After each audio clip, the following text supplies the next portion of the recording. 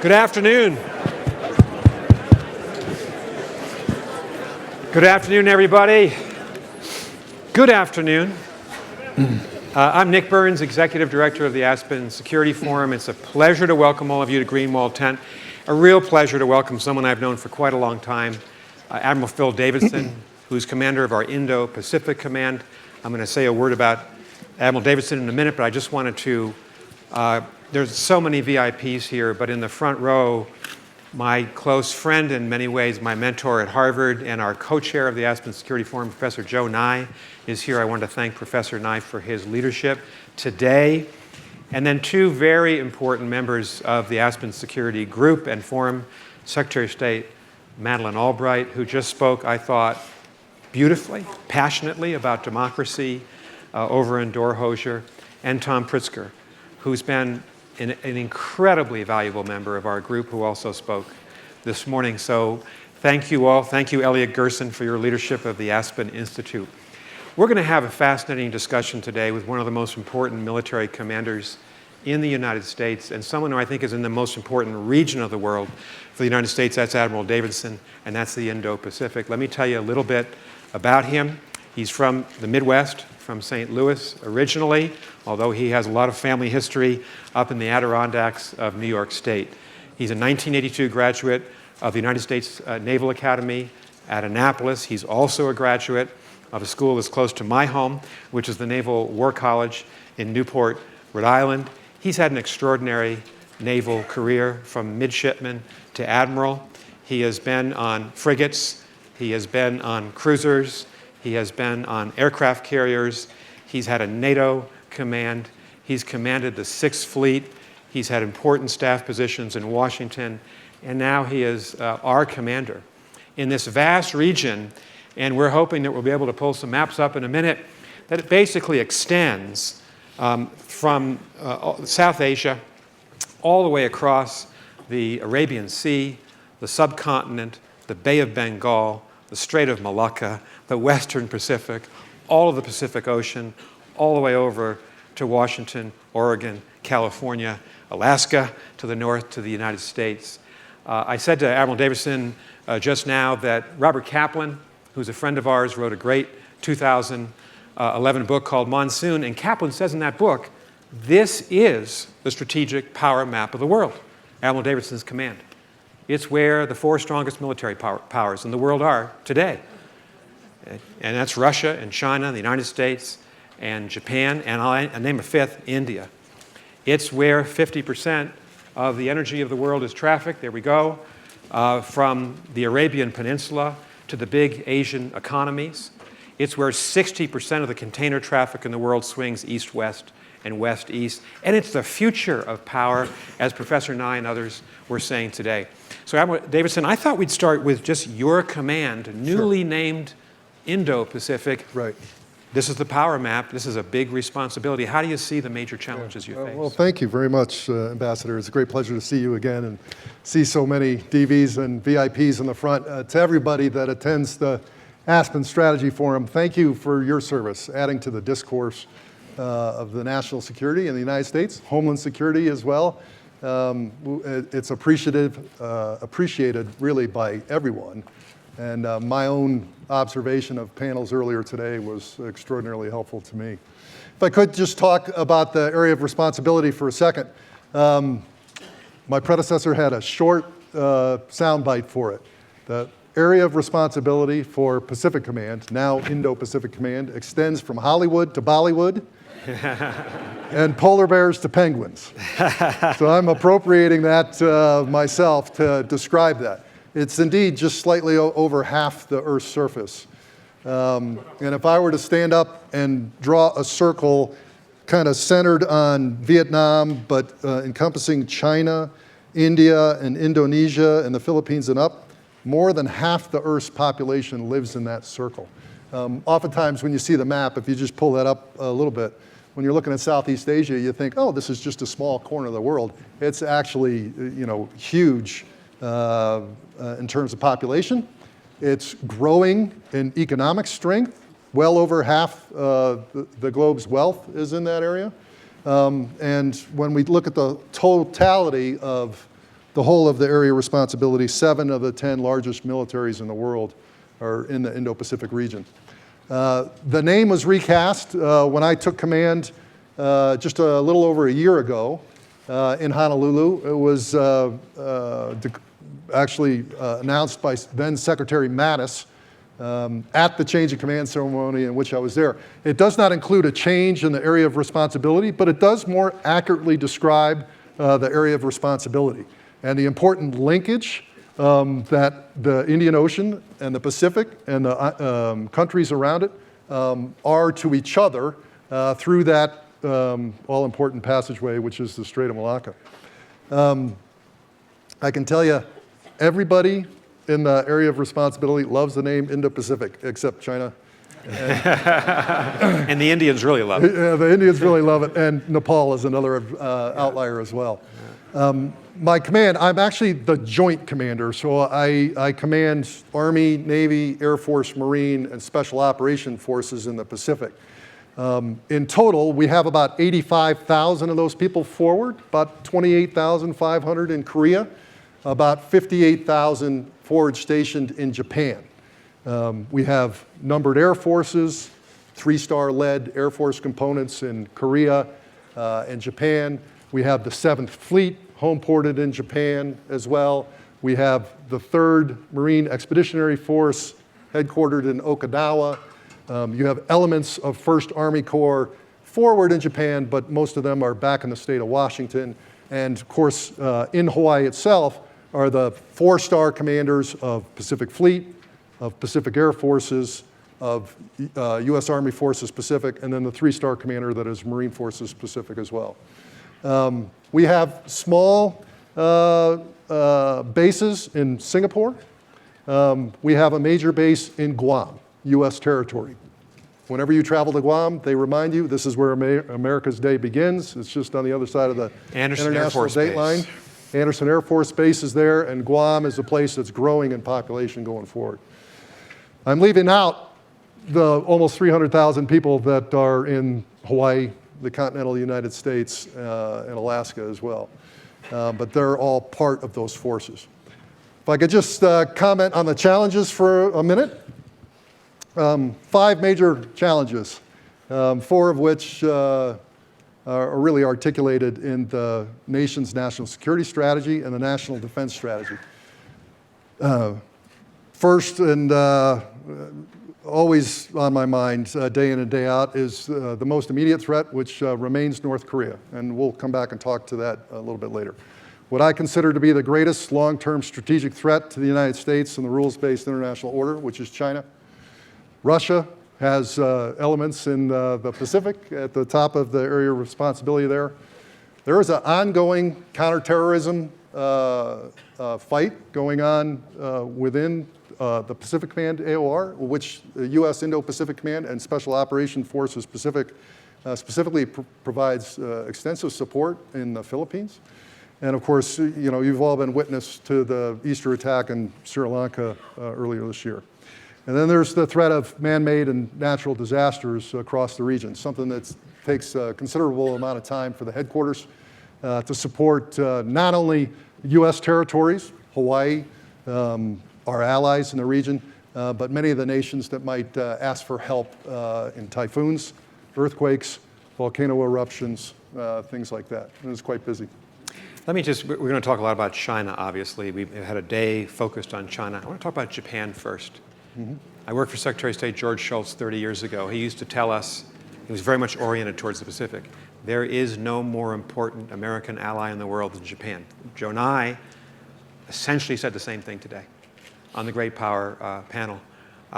We have tremendous forces located there. We have a very tight defense treaty. And obviously, if we're thinking about working with China, but limiting China's strategic ambitions, it starts with Japan. It does indeed start with Japan, and I would say not only is Japan our most important ally in the region, they might be indeed our most important ally on the globe. I spend more time talking with my counterpart, the Chief of Defense in Japan, Admiral Kawano, and now General Yamazaki, than I do any U.S. commander of my peers in the U.S. Armed Forces. We closely collaborate on just about all issues throughout the Indo-Pacific region. Of course, there is the root of it, which is our obligation under our defense treaty to help Japan. We have bilateral planning efforts that go on there, but we have multilateral efforts and engagements with other nations in the AOR. And we spend quite a bit of time talking about the security, of course, in the Korean Peninsula, certainly in the East China Sea, the South China Sea, across all of Oceania as well, and in the Indo-Pacific. And America's strategic place in the Indo-Pacific, our predominance as we call it, really begins on September 2nd, 1945. That's the date of the Japanese surrender. The United States stayed in the region. Mm-hmm. We have a defense treaty with Japan that I think goes back to 1949, 1950, something like that. Our allies system with Japan, South Korea, Australia, defense agreements with the Philippines and Thailand, that's the basis of our power in the Indo-Pacific. Absolutely. I remind people in the region quite frequently that one of our oldest treaties in the United States is actually with Thailand. It goes back to 1833 and a Treaty of Amity. It speaks to the length of our presence in the Western Pacific, but it also speaks to the reach that we had way back to the beginnings of our own republic. Those 5 treaty alliances is where I have obligations, either defensive obligations or collaboration and coordination obligations going forward. They are 5 critically important countries. When you really lay out the geography of it all, they kind of knit together the Pacific with the Indo-Pacific, and take the lion's share of my responsibilities, my time to service those responsibilities. So for every administration since President Truman's administration, we've been the most significant military power. We've been safeguarding the flow of commercial goods, of energy. We've been keeping the peace. Is that now at some risk, given the threat from China? What is the threat? That they're going to build up their own military to compete with ours in this region. That they could even possibly gain a technological edge as they militarize AI and quantum computing and biotechnology. We spent a lot of time on that subject here last summer. Is that the most straightforward, most direct risk that we face in the next 10 to 15 years? I think since the end of the Cold War, it's the most important strategic risk that we bear. One of the fallacies, myths that I think people have is that the size of armed forces around the world have been static through the 21st century. That does not explain the explosive growth in Navy, Air Force, space, and cyber capabilities and capacity. Military speak, capabilities is 21st century improved technology. Capacity is numbers of ships, aircraft, missiles, things like that. It has grown dramatically in China. And without really extant threat, certainly from any of the seaborne nations during that time frame. If I could give you just one descriptor of how dramatically it's changed, at the turn of the century, 2000, China had about 24 satellites total. This year, they will launch more satellites than any other nation on the planet, including the United States, and it will number 100. And it starts to explain to you, the extent at which they are expanding their capabilities. They are embarked on global deployments. It's pretty common knowledge that they have a small naval task force up near the Gulf of Aden off the coast of Africa, in a counter-piracy effort, an independent counter-piracy effort that they're running. They have a base in Djibouti, but more extensively, they are sending maritime and air forces around the world to the extent that they have made more port visits and more continents on the planet in the last 28 months than they did in the previous 28 years. This is describing to you the change that is taking place in the area. It's not a status quo concern. The great leader of Singapore, the late Lee Kuan Yew, used to say he didn't believe at the end of his life, and he knew both countries very well, China and the United States. He did not believe that China was seeking to become the greatest global power. He said, but it's certain that China wants to be the most significant military power in the Indo-Pacific. So how would they attain that And how can we do what we want, and that's maintain American strategic power and predominance? Yeah. To the first part, China is moving quite perniciously across the whole of the Indo-Pacific, if not the globe. Some of this you've seen described in the One Belt, One Road initiative, what they call now the One Belt, One Road, what they call now, only in English, not in Mandarin, the Belt and Road Initiative. It's a very opaque development process that does not use World Trade Organization or any kind of World Bank standards there. It's been marked by corruption, and it's been well articulated by the Vice President, Secretary Pompeo, myself, others. The debt trap diplomacy swap, the debt trap swap that has occurred over time. They had their first Belt and Road Forum a couple of years ago. The pushback in the region on this very opaque process has manifested itself either in direct investigations internal to countries like the Maldives. Malaysia actually pushed back on deals that a previous administration had made, all the way to the point that the second Belt and Road Forum, known as the BARF in my headquarters. Never heard that before. Is that an internal kind of Navy thing? Yeah. Known as the BARF in my headquarters was just in the last couple of months. They had to spend considerable time trying to convince those attendees that the bad practices that had been extant in the years gone by were not going to be part of the process going forward. There are other examples of pernicious behaviors, including, for example, last year when Australia was just debating improving their foreign investment laws, similar to our CFIUS laws in this country. While it was in debate, magically, Australian beef and wine, the major place where it goes from Australia is China. Their number one train began to stack up on the loading docks. So you can see how China is connecting, do what I ask, or we won't do what you desire in response coming back. The pushback is in the region. The good thing I like to talk about is there's been a general convergence now around the idea of a free and open Indo-Pacific. President Trump in Vietnam in the fall of 2017 announced this vision.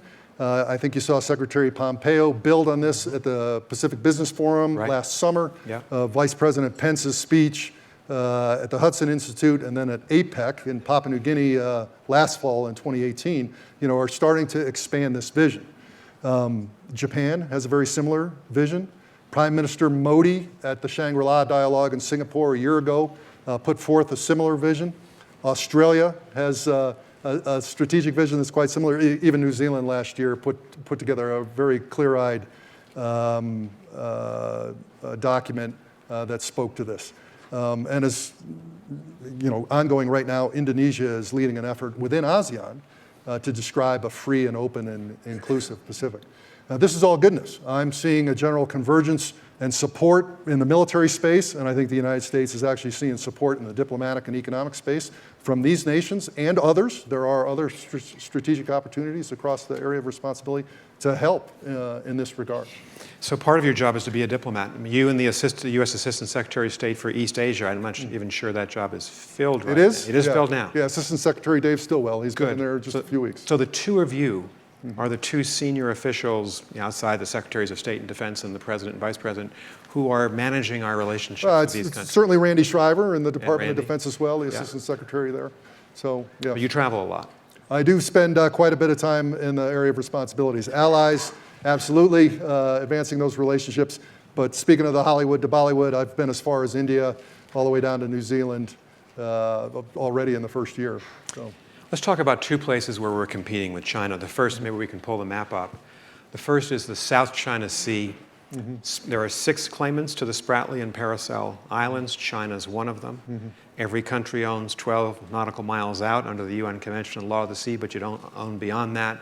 China's pushed several hundred nautical miles out. They've effectively militarized these islands.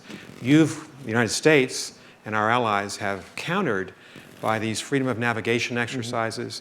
You take American and other vessels through these disputed waters, which we believe are international waters, to prove the point that it's not a Chinese lake. What are the I know why you do it, and you're right to do it. What are the risks in doing that, and how do you manage those risks? Certainly. The United States itself has long had freedom of navigation operation policy to enforce the United Nations Convention on the Law of the Sea, really decades, if not centuries, of maritime practice and law. To be frank and fair, the United States has run a more assertive program than any other nation on the planet and always has. It is not a new posture or policy for the United States. We do it all over the globe. I tell people quite frequently, we run freedom of navigation operations on Canada because the United States and Canada have conflicts in the maritime and claims, conflicting claims, in areas in which we have near territory. We've been running freedom of navigation operations in the South China Sea to assert not U.S. claims to these waters or assert a U.S. position other than the international position that these disputes should be resolved peacefully, and then we assert, the mode of operation that the Convention of Law on the Sea dictates military ships would operate. Again, there are multiple nations down there with claims. We don't do these freedom of navigation operations against China. It's really as demonstrations to all those nations that are indeed down there.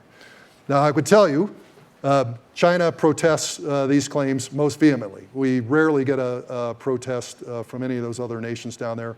And in fact, many of the nations support our freedom of navigation operations quite strongly. I would tell you right off that Vietnam is the most vocal. And they're one of the claimants in the Paracels. And they are one of the claimants in the Paracels, no doubt about it. During the course of the last year, however, we have been able to garner more international support with operations, perhaps not freedom of navigation operations as we define them and conduct them, but certainly operations within the 9-dash line, a large area in the South China Sea that China claims as their own. Nations like Japan, Australia, Canada, the UK, France have all conducted operations either independently or with the United States or with others, and I would add India and some other nations to this as well, to demonstrate that this is international water and to demonstrate really how critical the South China Sea is. One of the things we didn't talk about was, that critical waterway and what it means. $3 trillion in goods traverse that waterway aboard ships each and every year. Yeah, the Strait of Malacca. From the Strait of Malacca, in the South China Sea, between Vietnam and the Philippine Sea, up south and either head to Japan, heads to China certainly, heads to Korea, heads to the United States and Canada as well, indeed all the way over to South America. What's frequently left unsaid is the collection of underwater cables, internet, telephone, that traverse the South China Sea.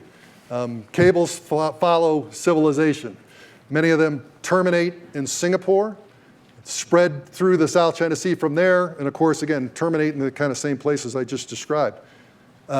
Trillions of dollars of financial information, trillions, or not trillions, but highly detailed telecommunications information travels on those cables throughout the world. So the freedom of navigation operations is not about two destroyers passing safely in the night. This is about the world's access to the most critical waterway on the planet in order to facilitate global trade, communication, financial flows, so critical to everybody's peace and prosperity. Right, and to its credit, the Trump administration, as the Obama and George W. Bush administrations, has been conducting these exercises to demonstrate our commitment to international safe passage. The Chinese don't like it. Chinese ships shadow yours. Yes. What are the risks of a conflict? Yeah. That ships could collide, there could be a misunderstanding. Yeah. Do you let the Chinese know ahead of time where the ships are going and when they're going? Yeah.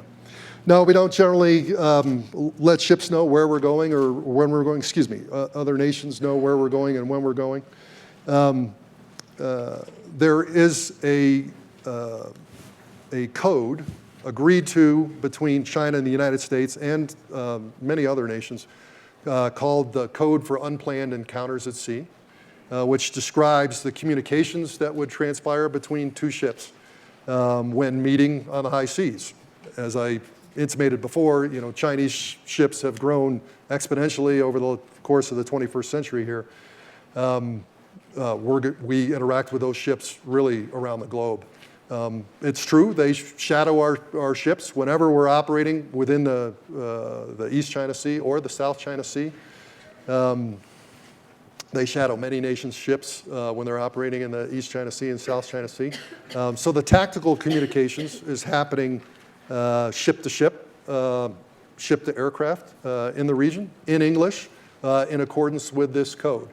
The rules of the road, as all agreed to by UNCLOS and the COL regs, the international code for ships' conduct when they're in sight of each other, is extant and keeps the risk fairly low. I would tell you the vast, vast majority, way up in the 99th percentile, of all these encounters are safe routine and professional and routine. The unsafe, unprofessional ones make the news and tend to continue in the news whatsoever, but I actually think the risk for miscalculation is somewhat low. And we have decent ship-to-ship communications between Chinese officers and American officers. We do. Yeah. Yeah. So the risk of the probability of a conflict is quite low. Over freedom of navigation operation, absolutely. If you could put the map up again, you've been dealing with this crisis in the South China Sea, as your predecessors did. There's also a crisis in the East China Sea, south of the Japanese home islands, where the Japanese have administrative control over the Senkaku Islands. Chinese call them the Diaoyu Islands. The United States recognizes that because we transferred these islands to Japan in 1972. We had administrative control from the Second World War, from 1945. President Obama was very clear in March 2014 that in the event of a conflict between Japan and China over the uninhabited Senkaku Diaoyu Islands, the U.S.-Japan Defense Treaty would be in force. Yes. Is that clear to the Chinese? Is that is this a stable reason right now? Yeah, absolutely. I mean, the document itself, the treaty itself, makes specific mention of islands under features under administrative control of Japan. And then, as you said, President Obama's further clarification of that is well known across the region. We have bilateral planning responsibilities. Japan, the United States, my headquarters is key to that, and a routine rhythm in which we review those plans with Japan. And I can tell you in the last 5 years that planning and the clarity and transparency between the two allies, Japan and U.S., has never been better. Yeah.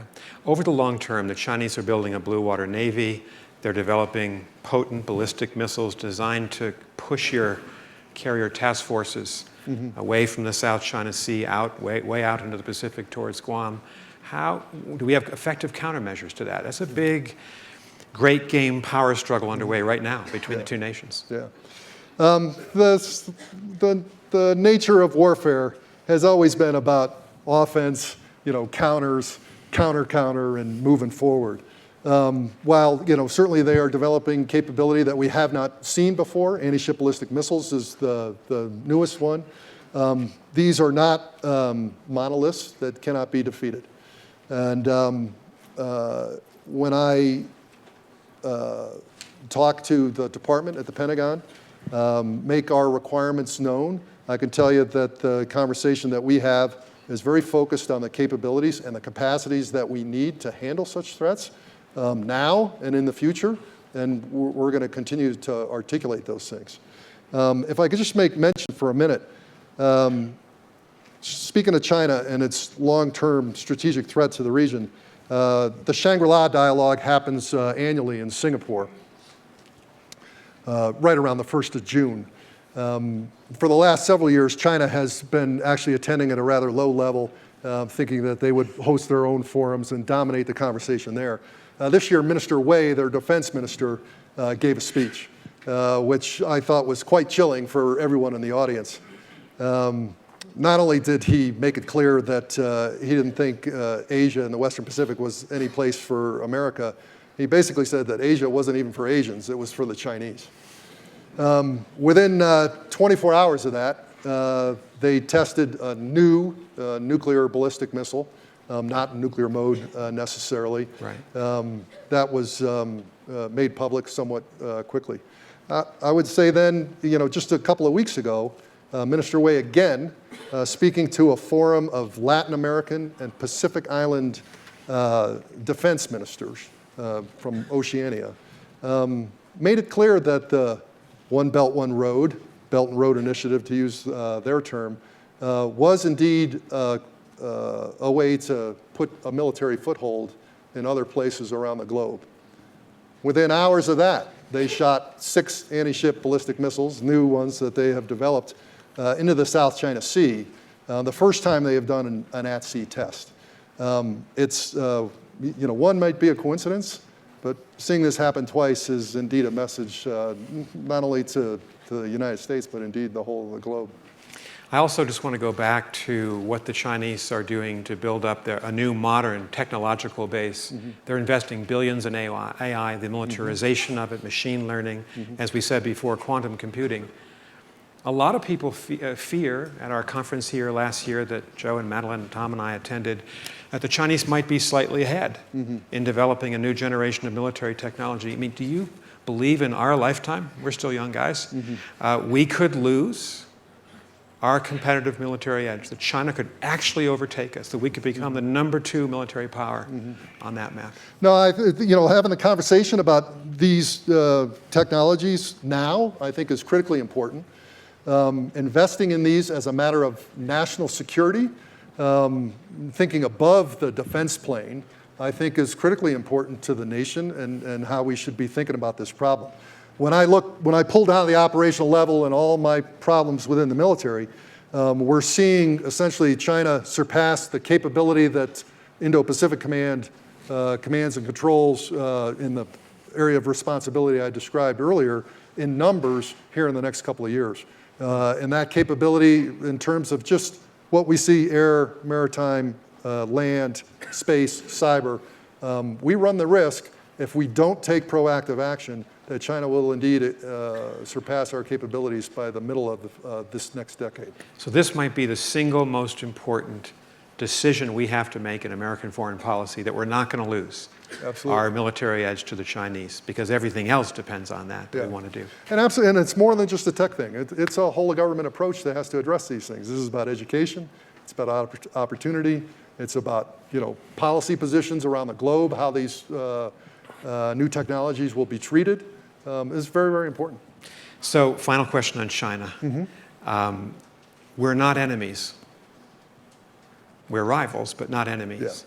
Yeah. And Washington these days, most Democratic Party politicians and most Republican politicians have swung away from engagement with China to an entirely competitive relationship. And a lot of us have been asking, I asked it here yesterday, Joe referred to it today, a number of people did. For 40 years, we've had a balance of engagement and competition with the Chinese, every president. We seem to be in an entirely competitive mode.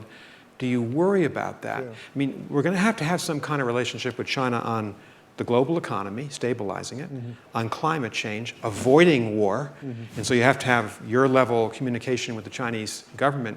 Do you worry we're in too competitive a phase with the Chinese right now? Yeah, I get troubled frequently by some of the things I read in the open media. A very careful reading of the National Defense Strategy, and I can tell you all my dialogues within the department, nobody is talking about confrontation, and nobody is talking about containment.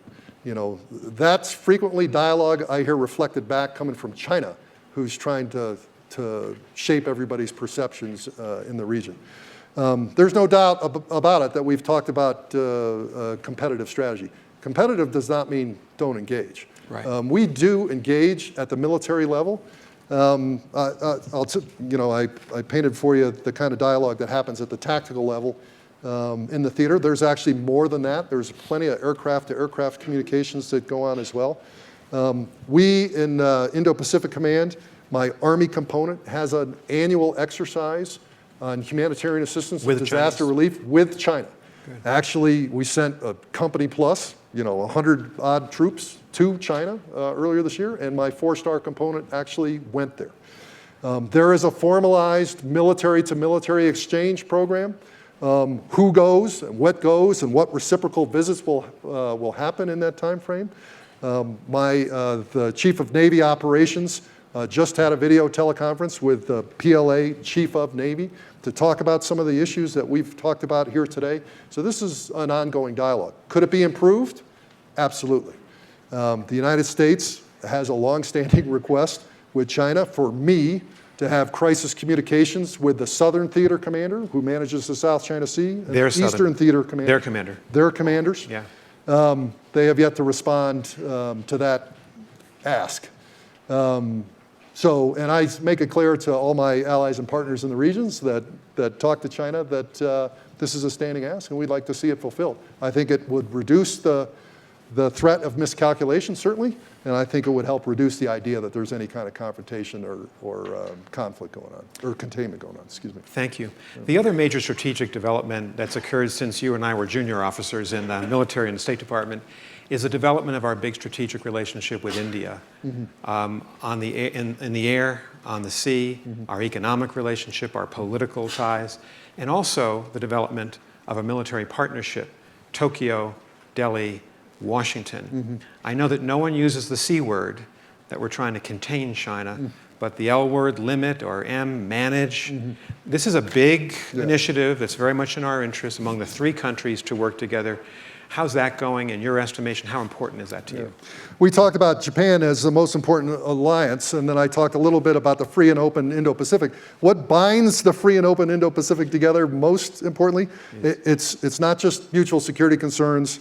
It can't absolutely be everybody's economic interests. It has to be more than that. It includes those values. And when you knit together great democracies like the United States, Japan, and the potential that is the 1.35 billion people in India, I think every great democracy on the planet would like India alongside. Last year, within the Department of Defense realm, we signed a very important agreement that was months, if not years in the making with India, that helps us exchange information and intelligence. It's really a technical agreement. But it allows us, it has allowed us to do some operational collaboration and some planning with India that has opened their eyes and improving our relationship quite quickly, to the point they're telling me now to hurry up. Those of you with experience in India know you seldom get a hurry up call from India. We're also buying a number of U.S. equipments. India is the largest buyer and the largest possessor of C-17 lift aircraft in the globe besides the United States, and they buy those from the United States. P-8. New maritime patrol aircraft, the P-8s, they fly C-130s, Apaches, a new howitzer, that kind of thing. We like to see, U.S. defense equipment there. It helps drive tactics and doctrine together. That would advance our relationship with India greatly. You know, my peers in India, you know, they grew up under Soviet training. Right. And then Russian sustainment for years and years and years. They certainly see the value of the engagements with us and are interested in moving forward with us. Are there rifts in that? You know, certainly there's the issue of S-400 out there.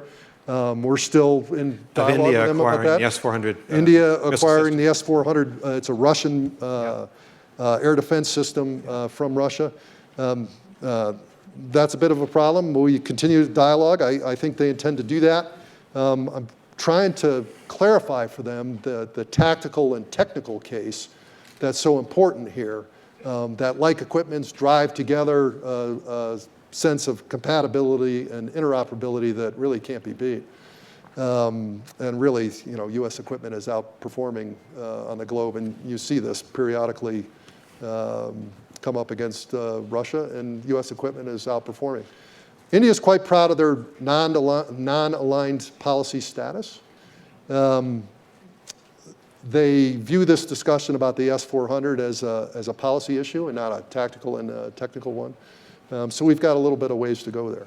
I tell people all the time, we are on a 10,000-step journey with India, and we're on step 10, 9. Of 10,000. Yeah, and you know, this is what alliances are built on. And you just have to get to 10, 11, and 12 and keep working forward. I will tell you, India, Japan, the United States working closely together, not only in the Indian Ocean region, but really in the Western Pacific and throughout Oceania, is welcomed throughout all those areas. India is a key collaborator with Japan and myself. Yeah. We have an annual maritime exercise, the Malabar exercise, last executed about this time last year, a little bit over that. We're looking to continue to advance those opportunities going forward. We now have some information sharing systems between maritime headquarters, and we are capable now of deploying on an urgent basis tactical communications equipments between maritime patrol aircraft and ships that will help advance our interoperability when it comes to threats under the sea, on the sea, and above the sea in the Indian Ocean going forward.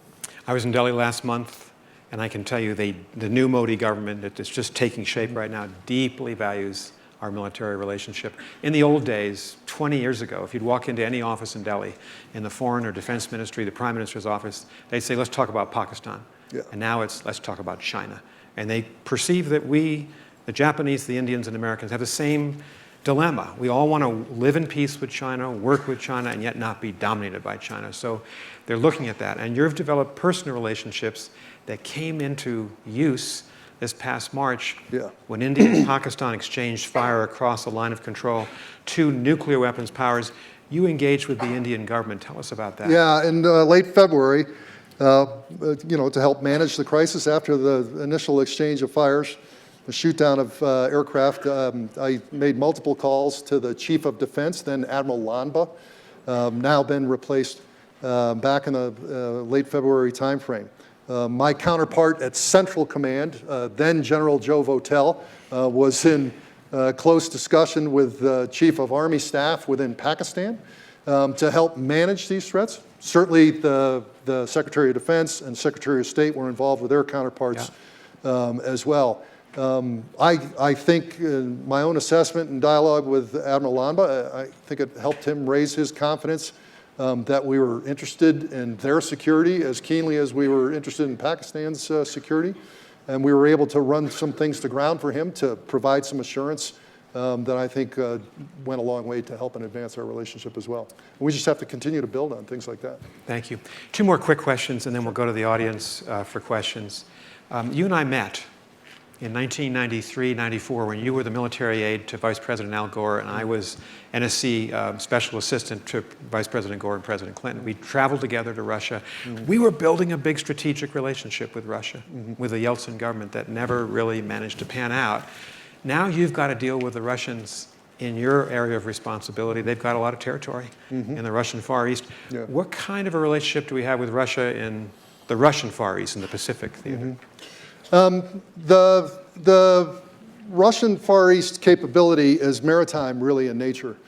They have the very latest nuclear ballistic missile submarines, two home-ported there. They have others.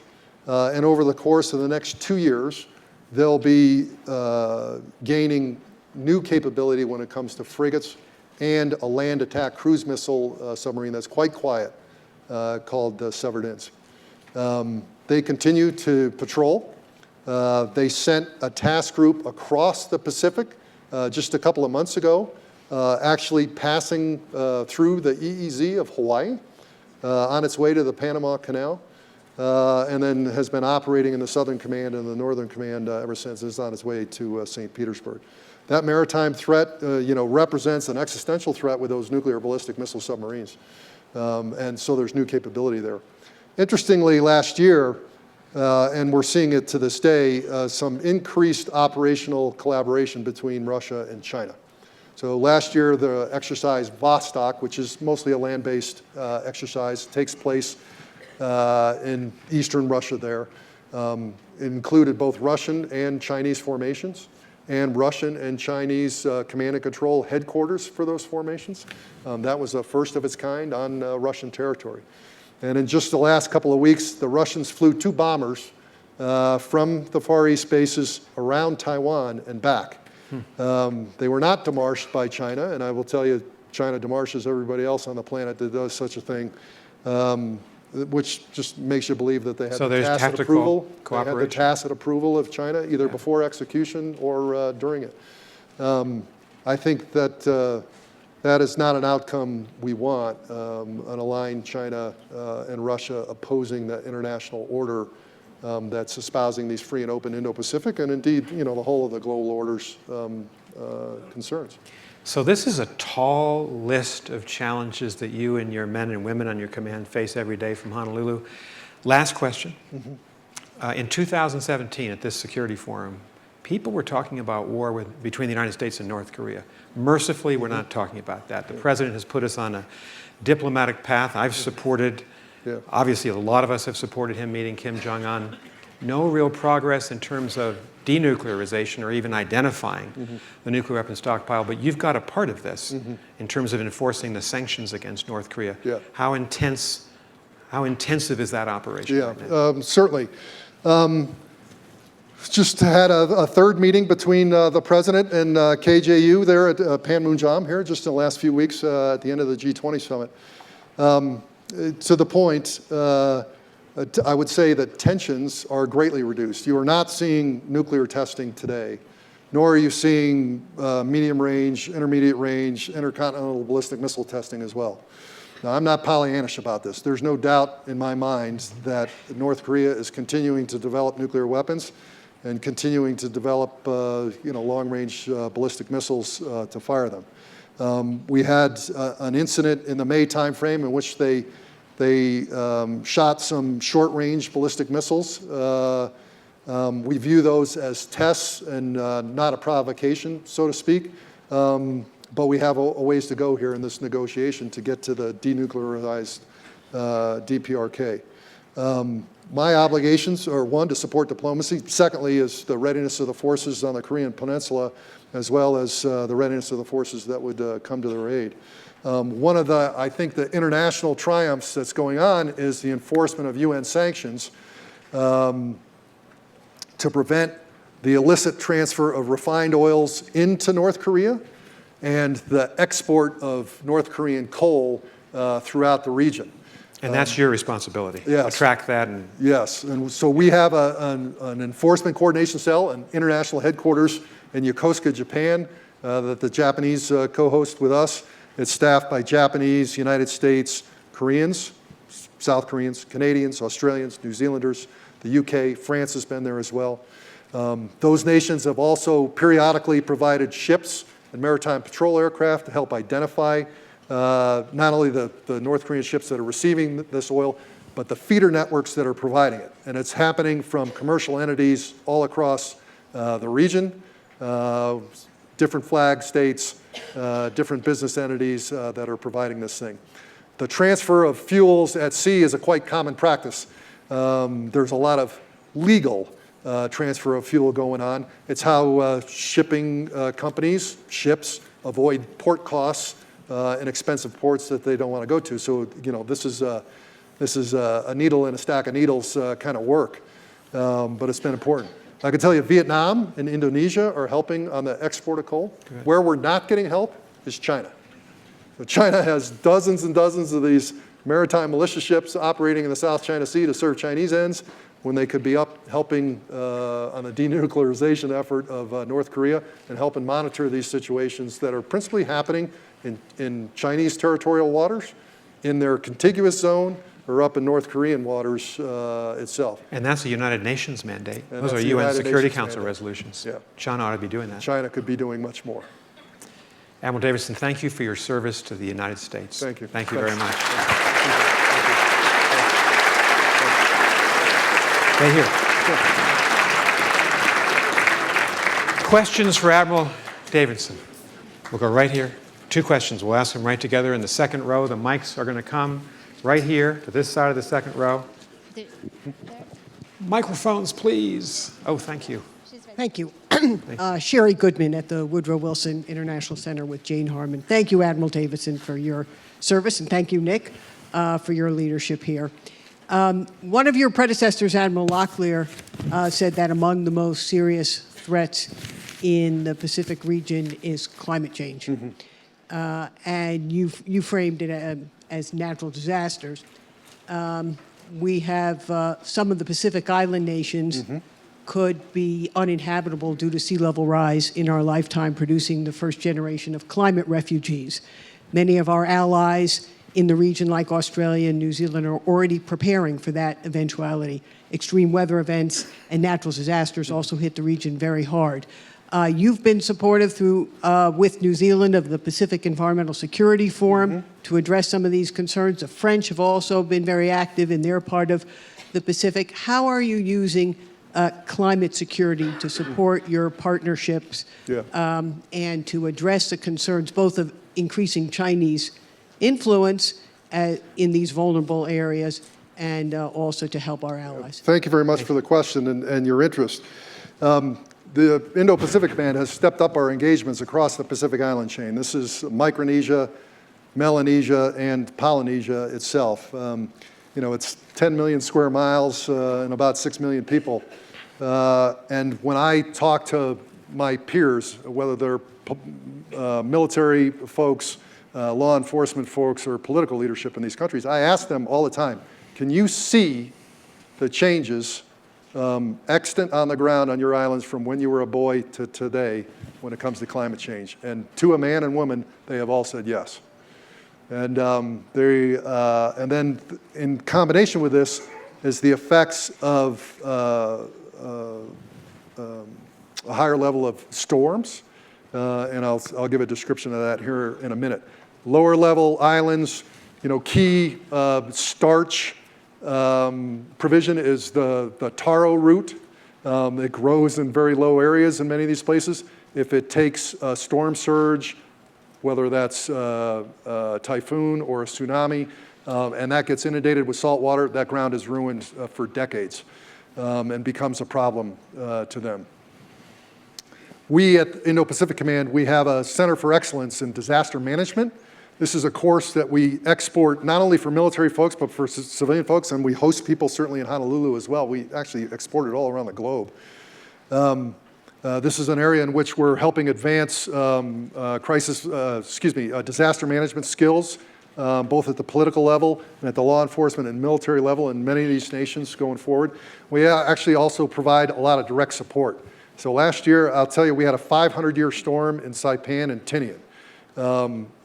The existing population did not have the capacity to do much more than take care of their own. So to clear roads, fix roofs, make sure that power and water was fell on actually Title 10, active duty people. We conducted that operation for some 5.5 months. It's been, a Commonwealth of the Northern Marianas. It's actually U.S. FEMA's responsibility to help there. FEMA didn't have the capacity, given other things that was going on the west coast of the United States, nor were they able to contract for it, which is the next level. So Title 10 actually stepped in there. We had hundreds of troops on the ground from all the services for some 5.5 months to help clear debris and fix roofs and do all that kind of thing. We're going to be doing more and more of that. My engagements with political leadership across the Pacific Island chain, one of the things when we talk about development, we talk about development that matters to their future, because the idea that their population may have to leave, I don't think is an effective future for those nations. I would say, I think if China was truly interested in helping in these nations, they would make investments along those lines as opposed to building the largest office building in Fiji or whatever they do. It's also something we can do with the Chinese if we get into cooperative mode to balance the competition. Yes, right here. Thank you. Deborah Haynes from Sky News in the UK. On North Korea, the North Koreans have said that they will scupper the efforts to resume dialogue and maybe even resume long-range missile tests if the United States and South Korea take part in military drills. What do you make of that threat, and are those drills going to go ahead? And if you'll allow me a question about something not in your area of responsibility, but as a senior military officer, how likely is it that the crisis between the US and Iran in the Gulf is going to end in conflict? And do you believe that efforts... Can I answer that question for you? Do you believe that the suggestion by Donald Trump that countries like China and Japan that rely so heavily on tanker traffic through the Strait of Hormuz will actually get behind his desire to build a coalition of militaries to help escort tankers there? Thank you. Thank you. I made comment about the responsibility to support diplomacy and provide for the readiness of our forces in Korea. We run 2 major exercises a year on the peninsula, February and the August timeframe. I can tell you my orders are to execute that exercise in August.